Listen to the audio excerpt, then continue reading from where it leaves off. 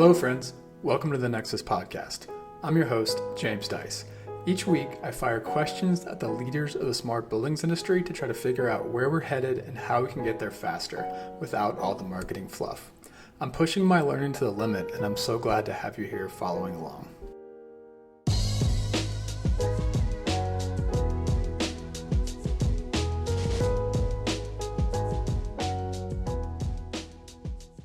This episode is a conversation with Carlos Flores, director of the National Australian Built Environment Rating System, or NABERS for short. We talked about the 15-year history of NABERS in Australia and how it has literally transformed the real estate industry by giving each stakeholder a core business reason why they should care about sustainability. Then we talked about how other countries can learn from this case study and what the future holds for rating systems like this. This was a fascinating conversation, and I had a smile on my face almost the whole time. Without further ado, please enjoy the Nexus Podcast with Carlos Flores. Hello, Carlos. Welcome to the show. Can you introduce yourself, please? Thanks, James. My name is Carlos Flores. I'm the director of a program called the National Australian Built Environment Rating System, or NABERS. I'm just really excited to be here. I'm really excited to have you. So we met a couple of weeks ago, and I'm very grateful whenever I get a nice introduction like this. I always like to thank the person that introduced us. So thanks, Dan. Dan's out there somewhere, avid listener. So how'd you get into the buildings industry, Carlos? I got into this industry by accident, actually. I was born and raised in Chile, in South America. I did mechanical engineering because I was really interested in energy and climate change. This is in the late 90s, early 2000s. A little bit after the Kyoto Protocol, so climate change was a big topic, nowhere near as big as it is today. It felt really big at the time. And I got into energy policy first. So I was working on energy efficiency, but I wasn't thinking so much about buildings. It was a lot about industry and energy generation and how do we supply reliable energy to industries. It was along those lines. And this was back in Chile, where I was born and raised. And later, when I migrated to Australia, this is going back into 2009, I was looking for work. I was just got there as a recently emigrated professional. I got a job with NABERS for 3 weeks, a short contract with NABERS. And that's how I landed in buildings. I wanted to work in renewables at the beginning. I got this job for 3 weeks that turned into 6 months, that turned into a decade working in buildings. And a few months into it, I was just really enamored with the building sector. I just realized how big it is in terms of sustainability. That is the biggest user of energy, the biggest emitter of carbon, the biggest user of water on cities, the biggest emitter of waste across all sectors. So if you want to make a difference in sustainability, that's where you want to go. You want to go into buildings and make a difference across many, many sectors of the economy that operate within four walls. That's brilliantly put. I love that. I totally agree. That's how I stumbled into it too. I was like, I'm vaguely interested in sustainability, and I have no idea how the economy works, but buildings seem really cool. And then you start like peeling back the layers of the onion, and you're like, oh, this is massive. So I love how you put that. What's it like being a Chilean in Australia? That seems rare. It is rare. There's actually there's a Chilean community in Sydney, so it's not inexistent, but it's a really interesting place to be a South American in general, because historically Australia has had a lot of migration. It's a country of migrants. I think I was reading a stat recently that in Sydney, which is the largest city, it's about 5 million people where I live, about 50% of people who live in Sydney today were not born in Australia. Okay. And that kind of tells you just the volume of migration to Australia is very big. But that migration hasn't been from Latin America for the most part. It's been from the UK, from China, from Southeast Asia. And so if you're a Latin American in here, you are subject to like just some really interesting stereotypes, but almost all of them are very positive. So people expect you to play guitar, and they expect you to dance, and they expect you to play soccer. And fortunately, all those three things are things that I do as part of my upbringing. So I find that in general, it's been really great. And because it's a country of migrants, there is a lot of tolerance for my accent, and for people are used to experiencing lots of different cultures. And we do have issues like all countries, and it's not like racism does not exist in Australia. It does exist, but there is a very significant percentage of the population that are very understanding of migration in a great part because they're migrants themselves, or maybe their parents were, or maybe their grandparents were, but many people can trace, part of their life or their heritage to recent migration from somewhere, and that makes it quite a great place really to be a migrant. Awesome. And before we unpack neighbors and get into the real topics of this podcast, we must get to my curiosity. Who's your favorite soccer team? Well, I think that's a really difficult question. I'm going to be on the record for this as well. So back home, it's the easiest a way for me to answer this. It's a team called Colo Colo, which is the biggest Chilean club, and that's my team. And overseas and internationally, it's really is something that changes over time. I've always been a fan of Barcelona from when I was little in the late 90s with the Figo and the original Ronaldo days. So I'm going to go with Barcelona for now, even though this is not the greatest time to be a Barcelona fan, and it won't be for a few years. But yeah, that's my team. Awesome. All right, let's jump into neighbors. And I have to give another shout out here. So Tyson Suter, who's Australian and is now gone around the world, doesn't live in Australia anymore. He told me, I don't know, probably like a year and a half ago, like, dude, you have to look into neighbors and dig into what that's doing in Australia. So thanks to him as well. First, like what is neighbors? Let's start there. Yeah, so neighbors is a rating tool. It's a rating scheme for buildings in sustainability. And we certify buildings on basically 4 areas: so energy or energy efficiency and carbon, water, waste performance or waste and recycling, and indoor environment quality. And the thing about neighbors is that it's a star rating. So from 0 to 6 stars. If you're 3 stars, it means that you're using an average amount of energy. If you're doing a neighbor's energy rating, an average amount of energy compared to a similar office, if you have an office building in the same climate zone operating for the same hours. So 3 stars means you're an average performer, average compared to your peers in very similar buildings. If you're doing if you're 1 star, it means you're using about 75 or maybe 80% more energy consumption, so quite a bit more. You can also be 0 stars because, as you may know, there is no limit to how bad a building can be, and some buildings can be very bad, but also they can be very good. So 6 stars in neighbors means you need to use about 80% less energy consumption than the average building in your market. To get into 6 stars is not straightforward. It actually requires great technology, great management, and a team that really wants it. So often it takes years to actually get all the way there. The reference point then is all the other buildings in the country, or the reference point is some baseline, historical baseline? The reference point is all the buildings in the country. So when we create a new neighbors rating tool, and we are at the moment, by the way, so we are expanding neighbors into the industrial building sector, so things like warehouses and cold stores and the cold chain, basically. We actually gather a ton of data before we create the rating to create benchmarks. So if we're thinking, what is the average amount of energy use for a cold storage facility that is located in the north of Australia, which is it's a tropical zone, so it's very hot. And how does that change if we move that to Tasmania, which is actually quite cold? It's like the northern United States.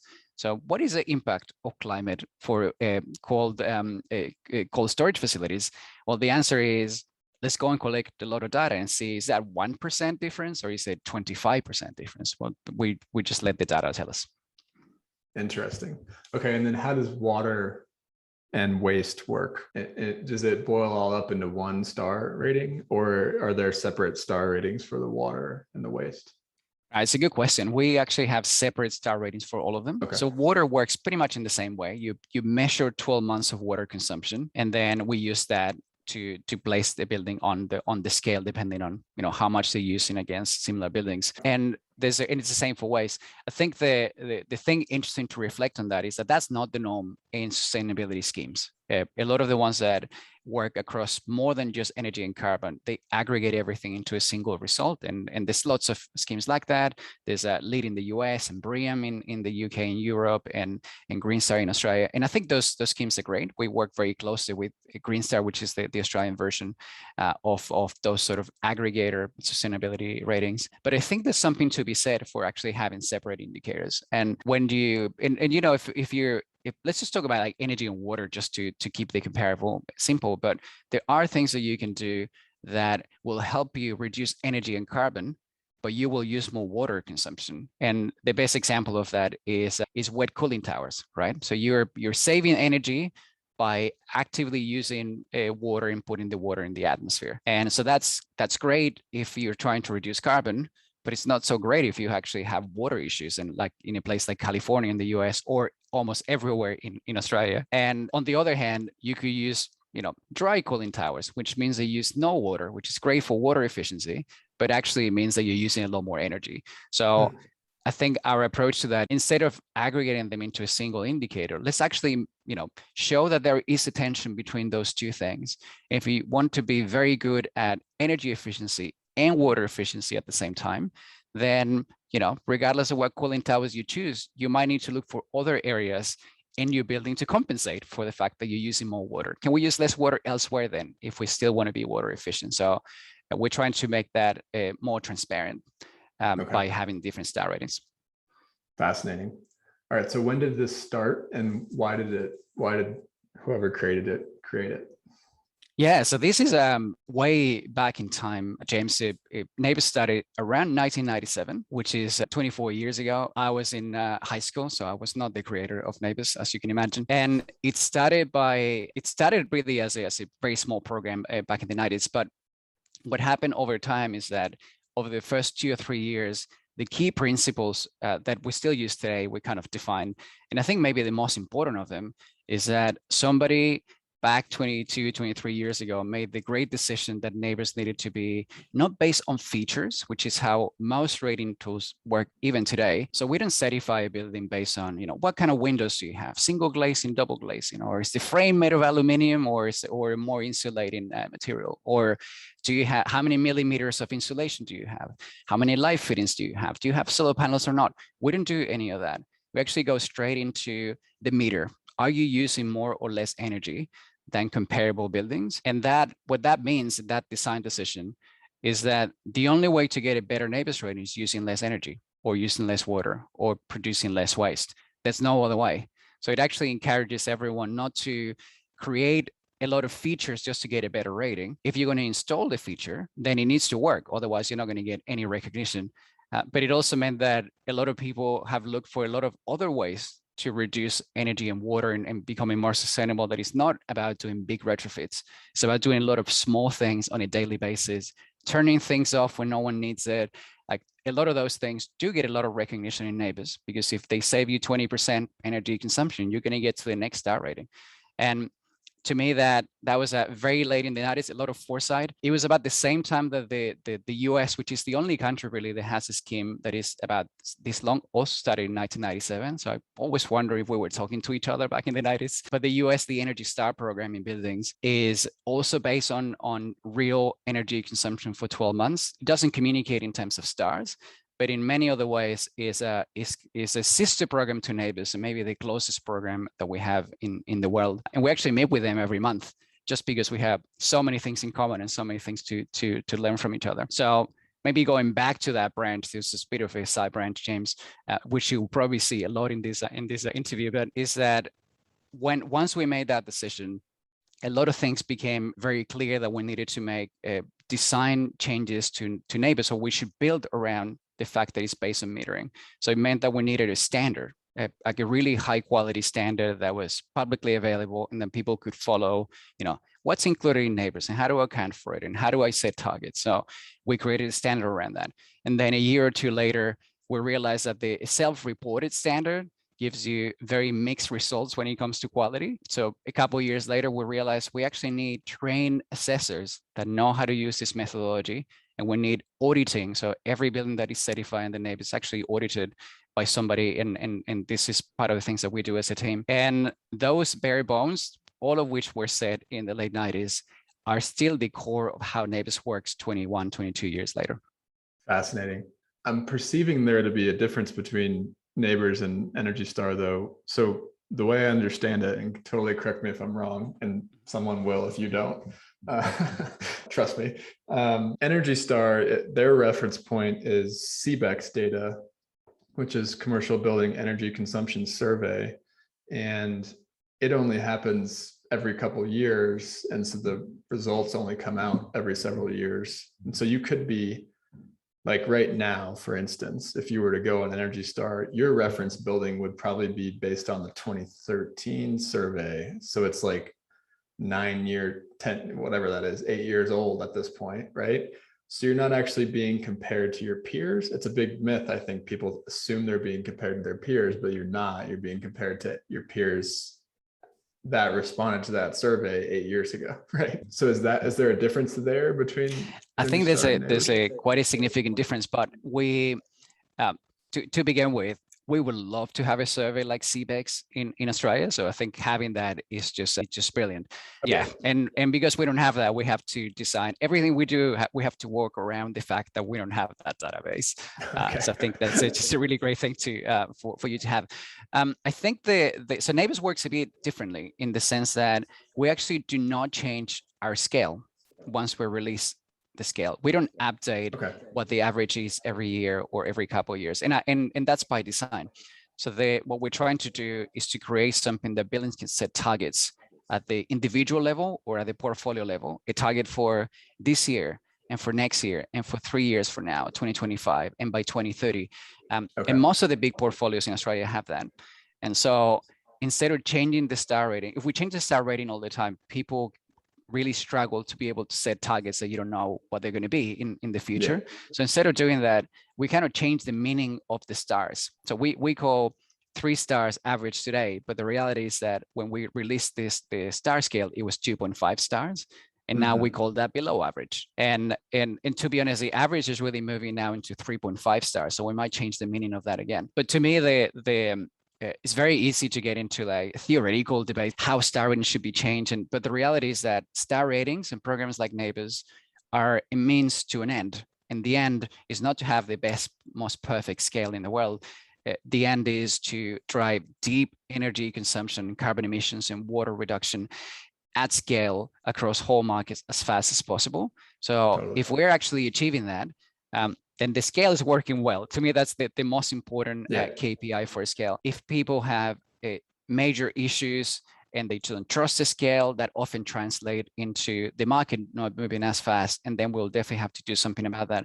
But that approach of keeping the scale fixed and allow the market to just move towards the upper bands of the scale is actually worked really well in the last decade, and probably we'll get into that in a few minutes. Yeah, the word market, we're gonna dig into that word market real quick. Before we do that though, what types of buildings or verticals does Neighbors rate today? Right. So the answer is that we are expanding to all sectors, all the big buildings in the market. We don't cover all of them yet, but we have a roadmap to expand to 1 or 2 new sectors every year. Currently, we work with offices, shopping centers, data centers, hotels, hospitals, and a few other sectors, but we are also expanding to, say, senior care, I think is called in the US. In Australia, it's called the residential aged care system. And we're also expanding to industrial buildings. Currently, we are going to expand to schools and big box retail and a few other sectors as well. Okay. So I think that by the end of 2024, Neighbors really should cover the majority of the big sectors that make up maybe 80% of or 90% of the built environment.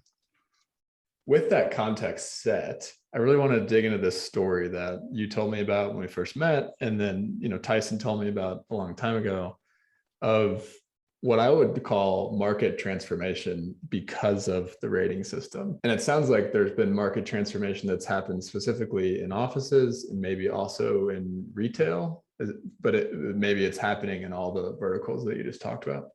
I call this, so when I teach the foundations course, I call this, there needs to be a non-energy business, like core business reason for people to care about technology, to care about sustainability. And this is a perfect example of a non-energy core business reason to care being created out of a sustainability rating. So let's start this off by just talking about like the way things were before Neighbors was created, 15 years ago. Right before this transformation started. What was it like?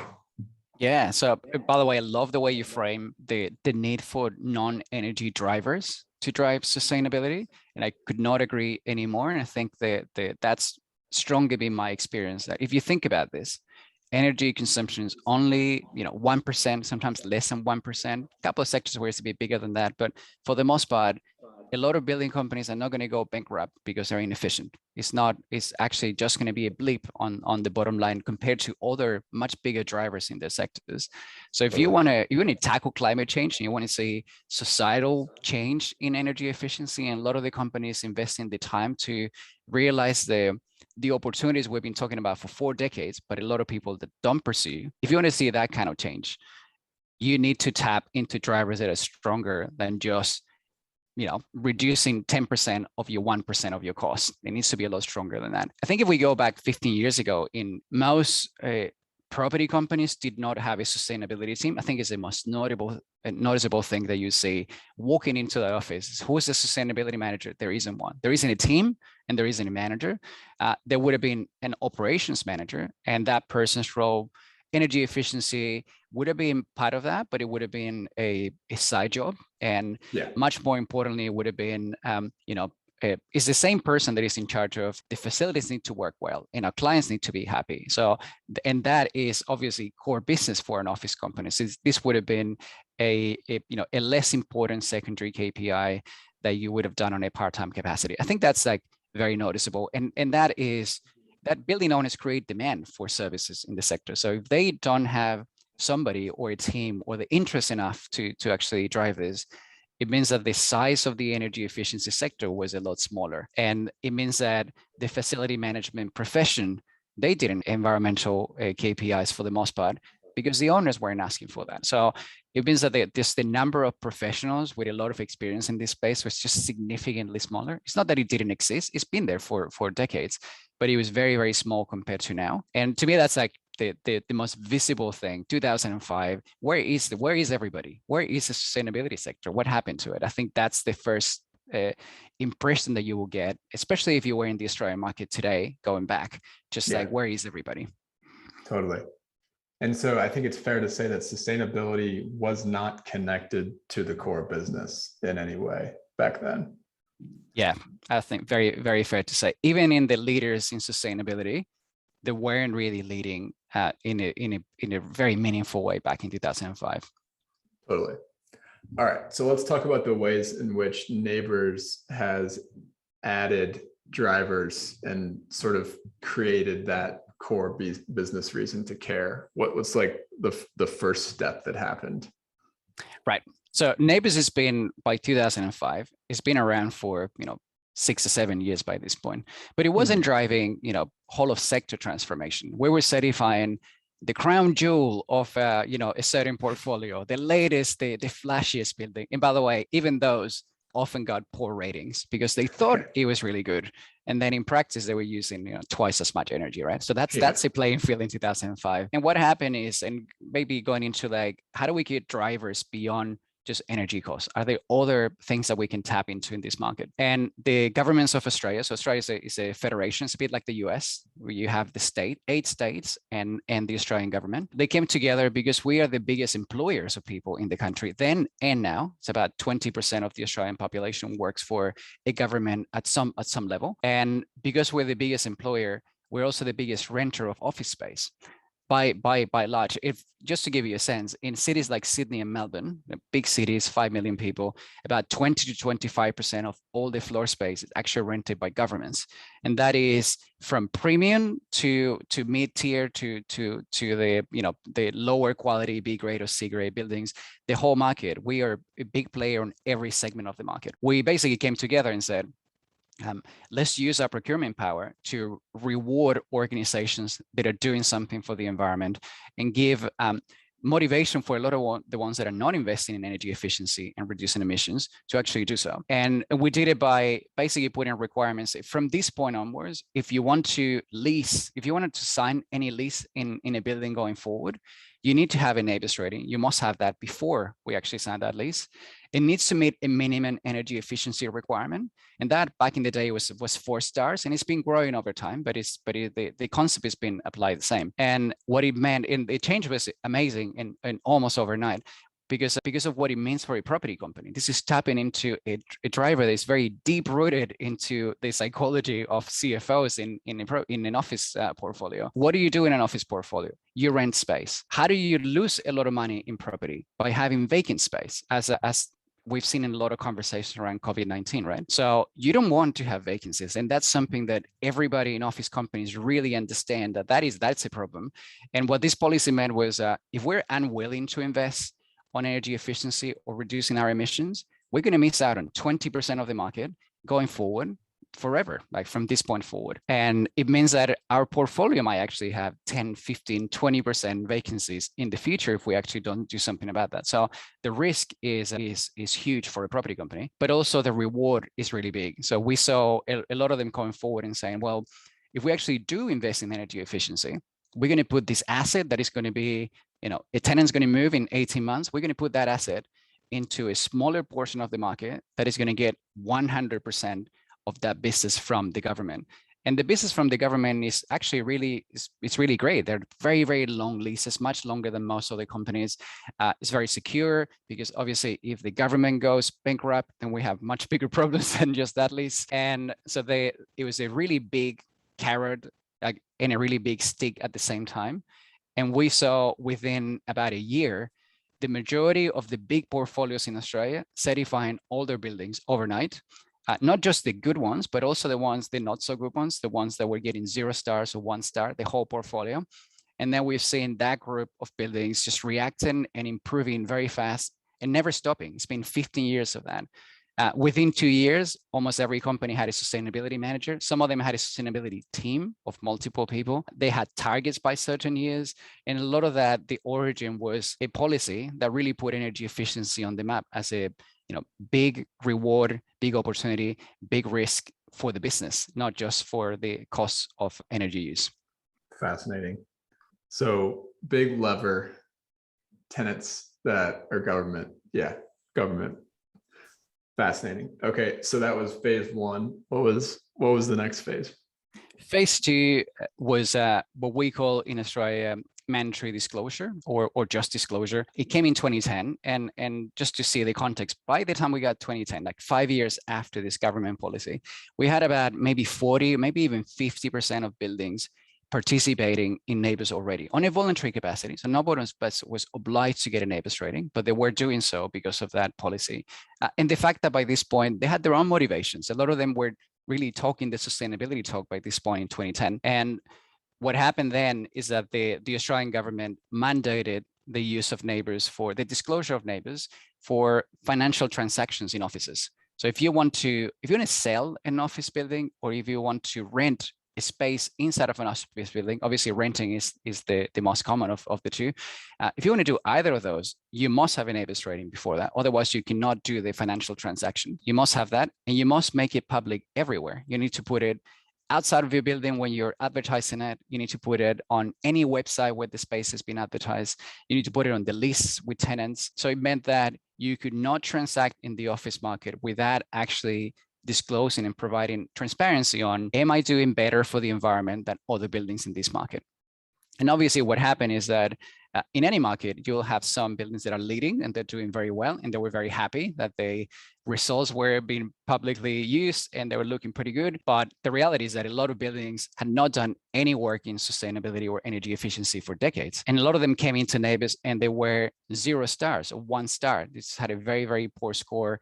And now it wasn't just something that they knew. A lot of them didn't know that, by the way. So it was a shock to them, first of all. Oh, wow, we're using a lot more energy than almost anyone else. A lot of people just don't know that even today in a lot of markets. But also the fact that their clients were going to know, and they were going to know before they were clients. So your presentation card for a client in the office market was, yeah, this building is beautiful, it's premium, great location, and terribly unsustainable. And that actually is enough to drive a portion of the market that really cares about that off. There's a lot of companies. Imagine today, every company had to walk into a work environment, and you knew, and every employee knew that the building is very unsustainable. What percentage of your own employees will be unhappy with that? Like I believe quite a few, and we've seen that in Australia as well. So that shock of actually having to show everyone that your performance is terrible and you're using 2, maybe 3 times more energy than other buildings really drove the entire market into action. So we've seen that was in 2010. And those group of buildings have been reducing in that decade between then and now, 2021. They've reduced energy consumption by about 30%. That is the entirety of the office market in Australia. It's not the leaders, it's every single building reducing energy consumption. What's likely to be the fastest reduction of energy use and carbon emissions in any building sector in any country. That was last decade in the office market. And that policy was also the first of its kind in the world, like the first whole of disclosure across a whole market using a performance rating, where the only way to get better is using less. And again, that was another driver. And the driver is like the naming and shaming driver, as well as if I'm doing really well, everyone will know that I'm doing really well. And I can attract tenants that are actually looking for sustainability as part of the core ethos as a company as well. So that's phase 2. And the great thing about that, by the way, is that it produces so much data. I think Australia is probably the only country where we have 11 or 12 years of data of pretty much any building in that market for those 12 years. And a lot of that data, by the way, is publicly available on our website. So if there's a lot of data geeks like me out there and you really want to analyze a lot of trends and a lot of that data, you can download from the NABERS website. Fascinating. All right. What's phase 3 then? Well, phase 3 is not a driver that we orchestrated. So unlike the other 2, there were policies that the government was working on. Phase 3 is a global trend, which is investment. And that's been going on also for the past decade, but it is being very strong in the last 5 years. And what it means is that there are a lot of investors that are actively looking into the energy performance of portfolios. And this is, by the way, particularly true for companies that are exposed to that. So if you're a private portfolio with one owner, you're not very exposed to investor drivers. But if you're a company that is listed on the Australian stock exchange, anyone can invest in your company. You can invest in that company, right? And it means that the price of your stock is really important, and the price of your stock is a function of how many people are willing to buy that stock. So we have seen a lot of interest from investors, and not just interest, but real pressure for better sustainability indicators. And because NABERS is a certification system of your carbon footprint, your energy consumption, you compare against all the buildings in the market. It's got all the things that a lot of investors want to know. I want it to be simple to understand. Are you 1 star or 5 stars? Almost anyone can engage in that kind of level of conversation. And number 2, it allows them to track, well, you're doing better than last year. Because last year you have 4 stars. Why is your rating 3.5 stars now? And we have seen anecdotally, and this is the great thing as well about working at scale with all the buildings in this market, is that we get all the hard data. So we have a lot of trends, but we also get a lot of the stories that go along with it. And that's a lot more anecdotal, but I've heard a lot of people saying, we had an issue with the controls in this building for 2 months, and it meant that it was just enough to drop us to the next star rating because we used 4% more energy than last year. We dropped to 3.5 stars. And I got phone calls from a fund manager in Amsterdam about, what are you doing? I'm investing in this portfolio, and you're meant to get better and doing more about the fight against climate change, not less. And I think that kind of pressure is actually really healthy pressure, because it really drives a lot of people to think about the energy performance of your buildings. These are big machines with lots of parts. And if you want to become more sustainable, it's not just about doing a deep retrofit once every 50 years. That's not the way we actually win against climate change.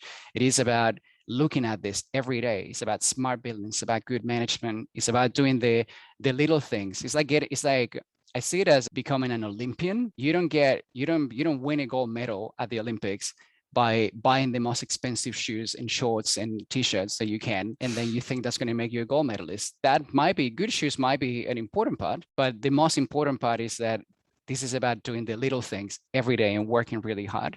And the buildings that we see getting to 6 stars in NABERS, what all of them have in common is that they have good technology, not always the latest technology, by the way, but good technology and really good systems, coupled with really excellent management. And those things always have to go together, because you don't get to use 80% less energy use than most buildings in your market by doing nothing. You get to do it by doing the unsexy things. There's people who do night audits And a night audit is exactly what it sounds like. It's the least sexiest thing you can do in sustainability. Somebody goes into a building on Tuesday at 2 a.m.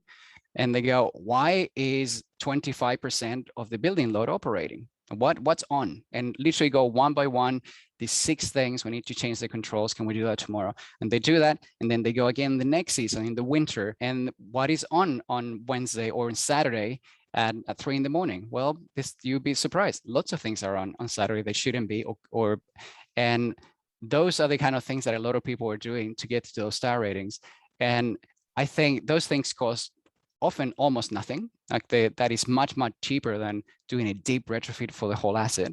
And to me, that's been one of the most valuable lessons in working in a space where a star rating rewards reducing energy instead of installing specific features, is that people get really creative on what can we do to actually reduce energy consumption. It's been a huge drive of analytics in the last few years, as you well know, and a lot of that has been well documented in your podcast. And the interesting thing about that trend is that in Australia is very, very focused on how do we actually maintain or improve the star rating. So it's looking at a lot of those small opportunities every day. Some companies, what they do is they take, they look at data from last week, for example, and they go, last week you actually used, 13% less than on a normal week. What did you do? Like it's literally just using data to get them to reflect, did you do something last week that maybe we could do on an ongoing basis? Like go back, trace your steps. Did you, somebody went there on Wednesday. Oh, there's a mechanical contractor went there on Wednesday. Talk to them and let's see what they did. And because of that, because you're looking at that and looking for those opportunities so actively, people can find, 50, 60% reductions, not across one building, but across portfolios. And that is what a lot of the leaders in the Australian market look like today. If you look at companies like GPT, Lendlease, Dexus, Stockline, and a lot of others, if you look at the sustainability reports going back 10 years, a lot of them have reduced energy use in it by 50% or 60%, which is almost unheard of in a single decade. And is for the most part, looking at doing the small things, better management, better technology. And instead of them spending $1 billion on upgrades, it's not like that. It's actually a much lower cost when you can master the attention and the time, and you have the motivation, the drivers to actually improve those buildings. That's awesome. Night audits are one of my favorite things. Whenever I used to do hospital, I used to do a lot of hospital retro commissioning, and that'll be fascinating. What we would do, they'd be out of town, so you'd be staying in a hotel. So what we do is we would spend all day at the hospital, do the normal stuff, do the audit, that kind of thing, hanging out, different mechanical rooms, installing data loggers, those types of things. Then we would go out to dinner, have a few drinks, extend dinner until it got to 10, 11 p.m. Before we went back to the hotel, we would actually go back to the hospital and walk around and take different pictures, right? Which departments, everyone thinks a hospital runs 24/7. Actually, no, about 30% of the hospital runs 24/7. And so you go around to all other places, and the night audits are an underused energy hack for sure. 100%. That's so fascinating. You've done. I didn't know that you've done that in the past, and I think the fascinating things.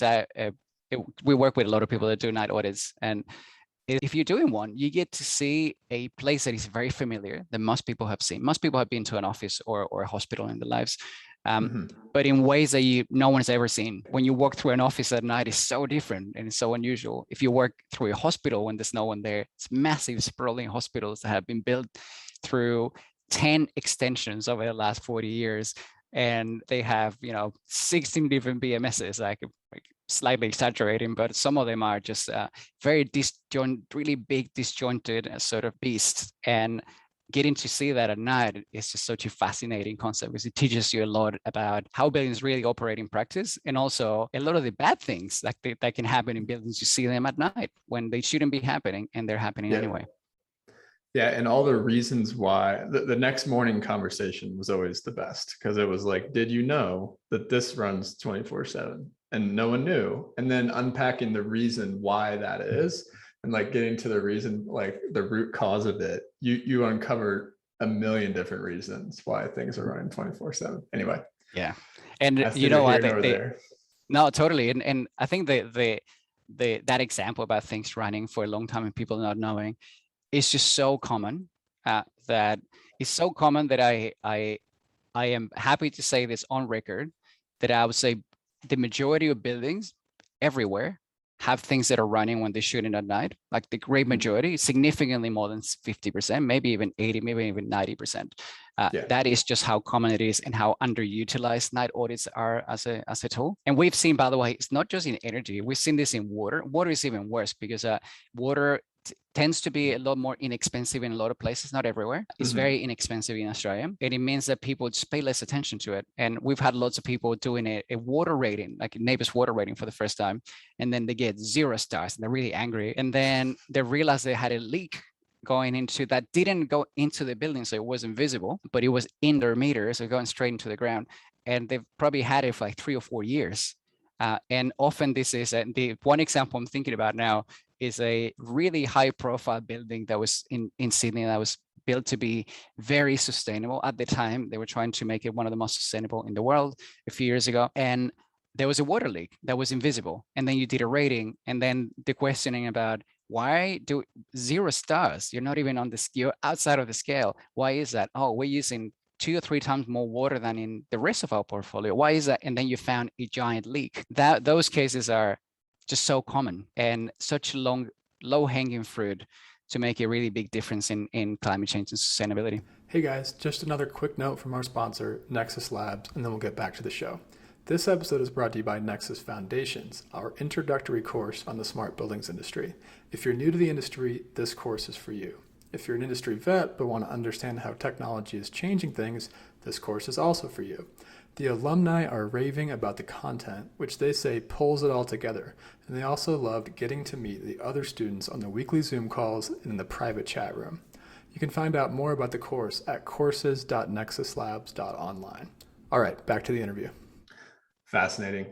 All right, so let's kind of reflect on what has happened then after those 3 phases have taken into account. So we talked about where we were 15 years ago.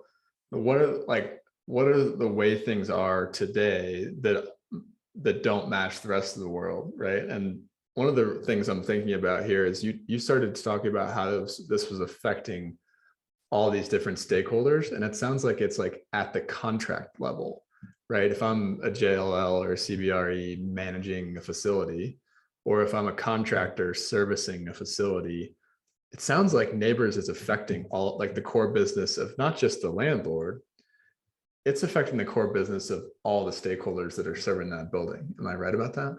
Right. Yes. And I think that's one of the really fascinating things about the kind of the Australian model in the last decade. I do think that it's not just NABERS. It's really about using NABERS to build a really big ecosystem with lots of drivers. But you're totally right. It's actually gone way beyond just the sustainability team or even the operations team, and it's going to a lot like this really big bubble around those teams. And I think the best way to look at, so let's go one by one. I think facility managers are a fascinating case because facility managers work for an owner. So a company like CBRE and JLL, they might want to do a lot of those things, but if the owner is not on board, they actually can't really do a lot in sustainability with 0 budget. And a lot of them today actually have NABERS star rating KPIs, as in you're taking a new contract for this building that is been operating at 4.5 stars. You need to maintain that. That's part of your contract. So whoever is going to go into that asset, energy performance and carbon performance is going to be a core part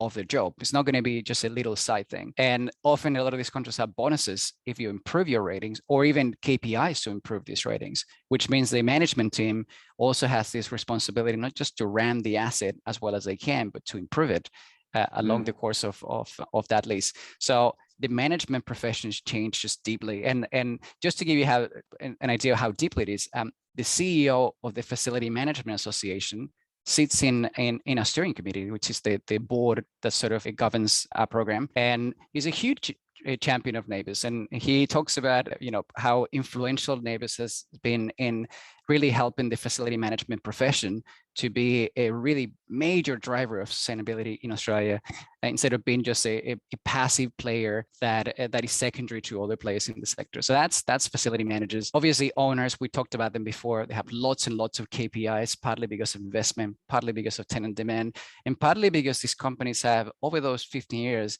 they've become like real, true leaders in sustainability. So if you look at things like GRESB today, the Global Real Estate Sustainability Benchmark, I don't know if you may have noticed that in other countries, but we definitely noticed that in Australia, that every year they launch, obviously they rank over 1,000 property companies on their survey, and you get a score. How are you doing against your peers in your region? How are you doing against the rest of the world? In GRESB, in the office market, it's been around for 10 years. Every year, the top company has been an Australian company, 10 years in a row. And Australia is actually a small country. It's less than 1% of the respondents to this survey are Australians, but the number one spot has been an Australian company every year. And that's already impressive on its own, but it could have been maybe one company with a very enlightened board and sustainability team. But the reality is that hardly any year has been the same company. It's a different company every year. So there's like 6 or 7 Australian companies fighting every year for that number one spot. And I think that tells you not a lot about those companies, which are great, and we're really fortunate to work with them, but it tells you a lot about the Australian ecosystem, or just how important sustainability has become, how many companies are really internalizing it and investing a lot to compete. And we want to be more sustainable than any other company in this market and any other company in the world. And I think that is such a visible and simple example, especially because that survey is not run in Australia. It's run from Europe, from Amsterdam, and almost every major portfolio you can think of in almost every region, it discloses their indicators in GRESB as well. By the way, it's the same situation in the Dow Jones Sustainability Index. Often Australian companies are the number one in offices and retail as well. And again, I do think it's a sign of that ecosystem. And James, I'm not going to talk about a lot of the other players, but at a high level, just to see how deep this goes, it goes not only into investors, owners, and facility managers, it goes into a lot of mechanical contractors and HVAC companies and analytics. And the market for analytics in Australia is huge. There's probably, as a proportion for its size, maybe the largest in the world. It's really big, given that Australia is a very small country, is not even half of California in size. And we've seen a lot of lawyers really coming into this space. So the leasing profession has a lot of these NABERS clauses and green leases that are constantly evolving around, what's best in practice in energy performance. When we're talking about sustainable finance, Australia is perhaps the single country in the world with the most green bonds and sustainability linked bonds in the world as a proportion for its size. A lot of them are in the building sector, because the building sector in Australia is by far it's the leading edge of sustainability across all sectors in the country. And so suddenly it's this like ecosystem of tens of thousands of people working around many different parts of sustainability and different parts of the equation. But a lot of that is powered by the fact that we have 1-star rating that is very simple, and where the only way to get better is using less energy. And I think going back to all the way to the beginning, that design feature from somebody in 1997 has been so influential, because it means that if you're using NABERS for anything, any drivers built around it, it means what you're really creating is a driver for using less. And that, I think, has been one of the pillars of a lot of that transformation we've been seeing. So fascinating. The one thing we didn't talk about in terms of like the way things are now, I want to get to like the future of NABERS and like expansion to other regions. The one thing we didn't talk about though is like when I think about real estate, I think about the value of an asset, right? And I think maybe to summarize all the things we talked about, like buildings with higher NABERS ratings are worth more, it seems like, than buildings with lower NABERS ratings. And is there like statistics on that and published data? Yeah, there is so much published data these days. So I'm going to tell you like 4 sources at a high level if people want to look into them, but there's a company called Real Investment Analytics that has been tracking NABERS ratings against financial performance for a lot of property companies for a decade every quarter. So it goes way back. You can see lots of trends on that. And more recently, we've seen Morgan Stanley, JLL, Knight Frank, all of them releasing their own versions of matching NABERS with the financial performance data that they have in their databases, which are very big because some of these companies are just really, really major players in the leasing space. And what we have seen is a really clear trend. A lot of these things we talked about before, those drivers about governments using the procurement power, the shame on disclosure, investors being more willing to invest in companies doing more, a lot of those things are translating into the financials of buildings in a really, really strong way and growing. So it's been bigger and bigger in the last few years. To give you a few examples, if you're in the office market, for example, if you have a higher NABERS energy rating, you have significantly longer leases on average. So, and that's one of the key indicators you look in offices. Well, how long is our leases, right? And if your leases expire on average very soon, you could have a lot of vacancies, and that's a really big financial risk indicator. So longer leases is actually really important, and buildings with high NABERS ratings have longer leases, partly because the government is renting those and they rent for longer, and partly because a lot of companies now are doing the same thing that the governments, big banks, a lot of big portfolios are just saying, we are not going to go into buildings that are not sustainable anymore. So longer leases. We've also seen significantly lower vacancies in buildings with high NABERS ratings. And again, it's the same driver. If there are less people in the market that are willing to go into an unsustainable building, then you will see higher vacancies on average. And we do see those very strongly. And all of those things, and by the way, there's more indicators, but they really aggregate into the value of the asset. So if you're selling a building, all else equal, you're selling a building with a high NABERS rating, you can get anywhere between 8% to 18% more for that asset with a higher NABERS rating, all else equal. And I say 8 to 18% because a lot of these studies have different methodologies. So so it's sometimes a little bit hard to compare, but a lot of them go around that figure between 10% plus. In 10%, if you're selling a $300 million, building office asset in the heart of Sydney or Melbourne, 10% of $300 million is $30 million. It is a lot more money than bringing that building into high performance is ever going to be. And it's such a powerful driver on its own. And because these understandings of, hey, higher sustainability performance is translating into things that are much, much bigger than the energy bills are ever going to be, we're actually seeing that becoming a driver on its own. We're seeing lots of companies now going, we're going to go and buy poor performer buildings in this market, do them up and improve them in all the course of 3 years. And then we're going to sell them for 10% more a few years later. And we're going to make a 400% return on that investment. There's actually quite a few companies doing that now as well. It really is becoming this snowball of drivers that reinforce each other in this mesh of lots of drivers. So many that it's actually really hard to track them all. So there's lots of drivers that are happening in the market right now that not even I know about them, because there's just so many and so disaggregated that it's just really difficult to track them all. Wow, this makes me so excited. It is really exciting. You know what, James? I think it maybe just to add a caveat into a lot of this. So we have been able to do this in a few sectors at this scale, like driving this kind of change. And to me, that is, it's exciting because a lot of this change happened, last decade with last decade's technology and expertise and costs. So we're actually much better placed now to do it, something like that this decade across most building sectors in most countries. But the key really is about creating an indicator that rewards the right thing, which is reducing energy use, and then creating a lot of these drivers around it. It doesn't happen on its own. It's not just a rating tool.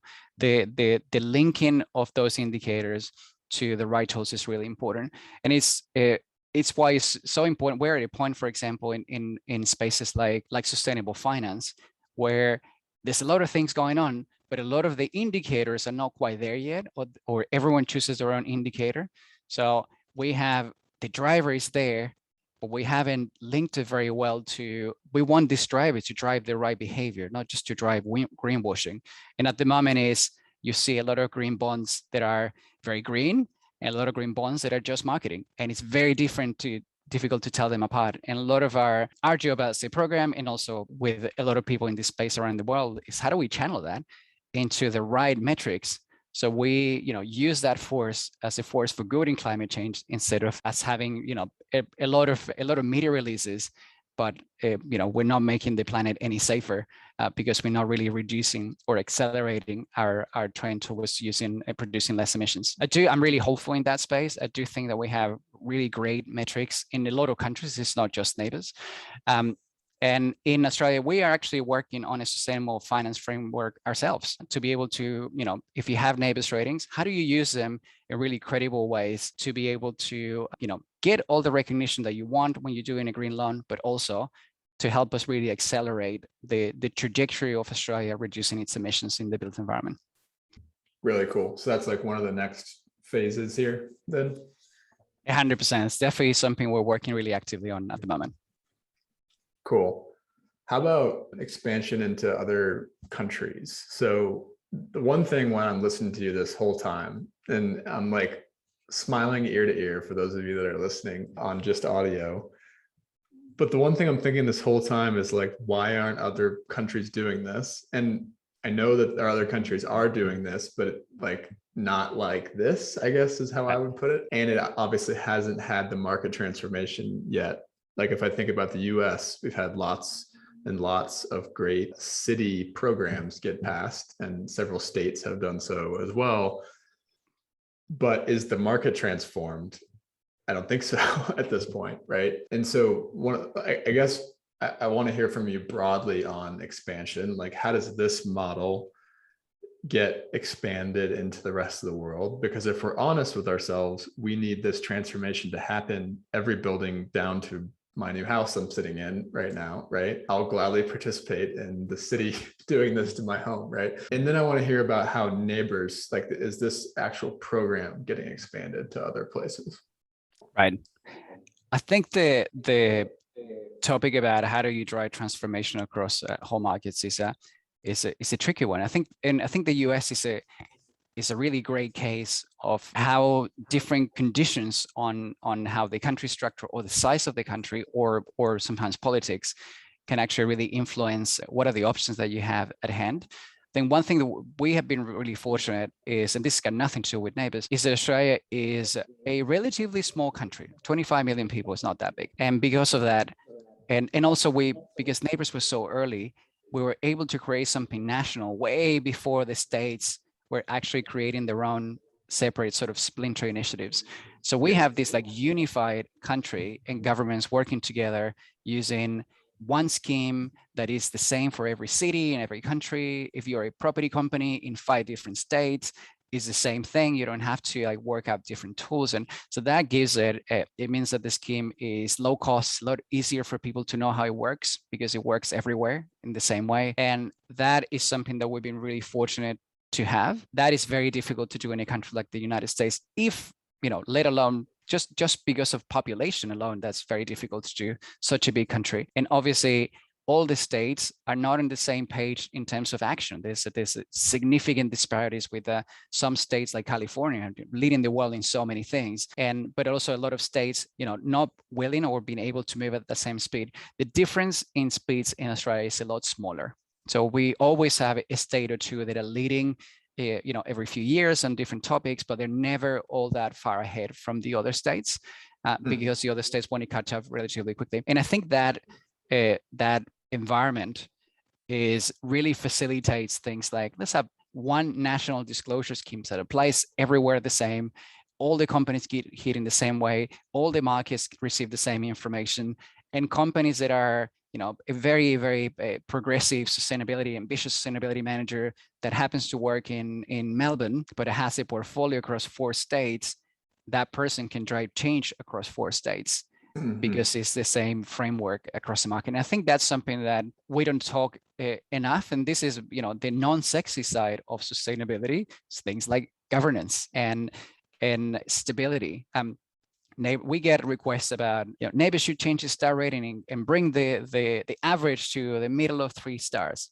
Every now and then we get a comment like that. And in theory, if your goal was just to create the most beautiful, most perfect rating tool, you probably do that, every year. But what we're trying to do is to create a rating tool where people can look forward and just plan for like great transformation over time. And to do that, we just realized we actually need to give them certainty. And so that is a lot of the things that we do in the program is about how do we create a really stable, the measurement being really stable, and so people can take the risk, not on the rating tool, take the risk on the building. Like, how do we, I want to set a 70% target reduction by 2030 of energy consumption. That's difficult. That's difficult enough. Let's focus all the risk on the improvement of buildings instead of just switching metrics, which really paralyzes everybody. And so when I look at a lot of the schemes that are popping up in the United States at the city level, on the one hand, I think it's great. And if I was, the head of sustainability in one of those cities, is probably exactly what I will do, because that is the lever you have. Because creating something national is incredibly difficult in 2021. But if you can create things that go beyond the city, you do get the benefits of stability, long-term decision making, and people who are making a difference in their city. And portfolios, as you know, are not based on one city hardly ever. Most of them are in multiple places, and a lot of them are in multiple states in the United States. So if you have the same policies, a really ambitious portfolio can make a difference in a lot of places. And what they're doing is creating, the market for transformation. They're creating the services that a lot of other companies are going to need to improve. They are training the mechanical contractors on how to, get buildings to 6 stars in NABERS, maybe 98 on the energy star scale. You're helping create demand for the analytics products to get real-time information, or more efficient chillers and boilers and heat pumps. And so that, to me, is just really important in climate change. The more stability we can create in the way we measure, and the more a territory or cities and states that can apply, I think is something that can make a huge difference. So I know that I'm going a little bit away from your question, James. You were really asking about how to drive a lot of this change. Beyond that, I think it's the second component, which is we really need to focus on not just creating rating tools, but on the drivers. And we came to that conclusion quite a few years ago in NABERS, by the time when I joined, that's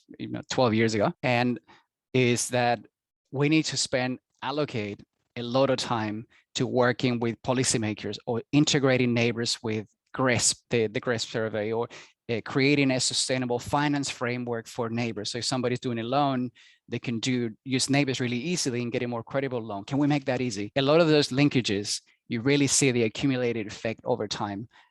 And often in sustainability, and you see this in all countries, so much of the focus is on the rating tool. We need to create a rating tool. We need to improve the rating tool. And we think that all the change is going to happen magically from that. But a rating tool is just a rating tool. A rating tool doesn't drive any change.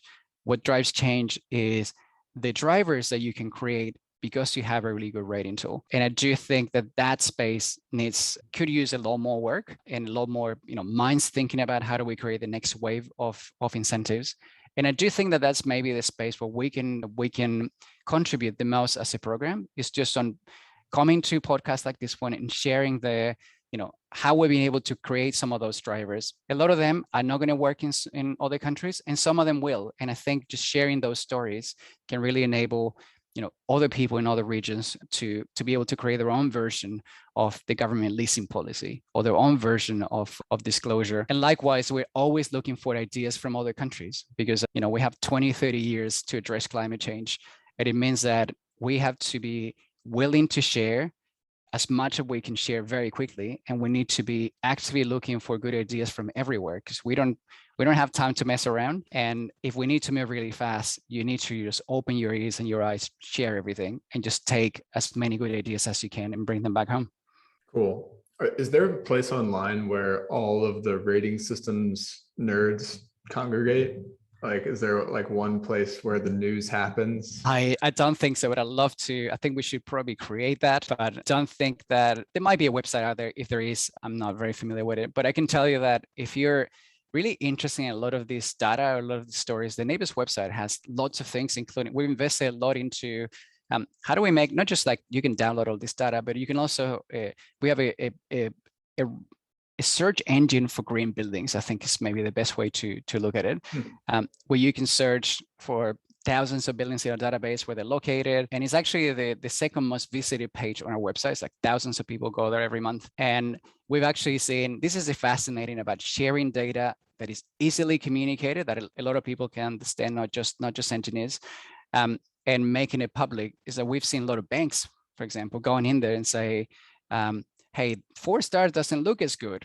Look at all these 4 stars here. I think why can't you aim for 6 stars? There's already 3 in your own street. And I think that is the kind of things that we can see a lot more. So if you're looking at this and you're really into data and visualization and just great stories about market transformation, there's a lot of that on the NABERS website. And we actually have this annual report, James, that again, it's one of the most visited pages on our website, which is, you never hear that about annual reports. Nobody wants to read annual reports. But our annual report is 70% live dashboards about what happened last year. So a lot of people go in there to know, where's my building located against the market in a COVID year? What happened in COVID? Buildings using less energy, more energy? Is it the same in offices and shopping centers? A lot of people go in there and go, oh, okay, well, offices were very impacted on the tenancy side, but not so impacted on the building owner side. And shopping centers, a lot of them continue to operate because they have supermarkets. So you can see a lot of that in the data. And so if you're into a lot of that, our annual report is just a goldmine for information and dashboards. Very cool. Anything else that's next for NABERS before we wrap up? I think at a high level, we are working on 2 fronts. Number one is we're expanding NABERS to all building sectors. And I mentioned that a little while earlier. So we are expanding to a lot of the sectors of NABERS is not in just yet. And the goal really is to cover the majority of the economy that operates around buildings, right? That's really what we're trying to do as a program. At the same time, we're also working on expanding the scope of NABERS. And I think the most salient part of that is embodied carbon, which, by the way, you had a great podcast on last week. So we are looking into creating an embodied carbon and certification framework within NABERS. And the reason why we want to do that is because we think that we can do what we have done in operation in buildings, do that in embodied carbon, in the sense that we can create a single national well-running framework for embodied carbon. And as you may know, a lot of the issues in embodied carbon is that everyone has their own methodologies. There's lots and lots and lots of methods, ways of measuring, databases, benchmarks. So comparing buildings in the market is really difficult. And if you can't do that, it's really difficult to create a lot of drivers around. So it's creating a national framework that is consistently applied across the whole country, and with really, really high quality benchmarks. That's really the thing that we do best, is collect a lot of data, to create really high quality benchmarks to compare buildings. And that's something we're working on right now. And the goal is to have a release within the next 18 months. And that's going to keep us really busy, because it is a lot of the same stakeholders we've been working before, but it's a completely different area, a new area for us. And if anyone's listening to this podcast, you see how complex it is. It's a complex space with a lot of moving parts. And so that's something we're working very actively on. The other area we're working on at the moment is internationally. We're working with quite a few people overseas to help them create programs, initiatives like NABERS, and also for us to learn from a lot of the breakthroughs that they've been having and themselves. And the 2 highest profile examples I have is that NABERS is already operating in New Zealand. It's run by the New Zealand government, and it's going great guns in New Zealand, and we work really closely with them. And NABERS was also launched recently in the United Kingdom, which is also really exciting. It's very early days. I think the scheme has only been open for certification for a few weeks, and so we're probably going to see the first participants in the scheme coming in early in 2022.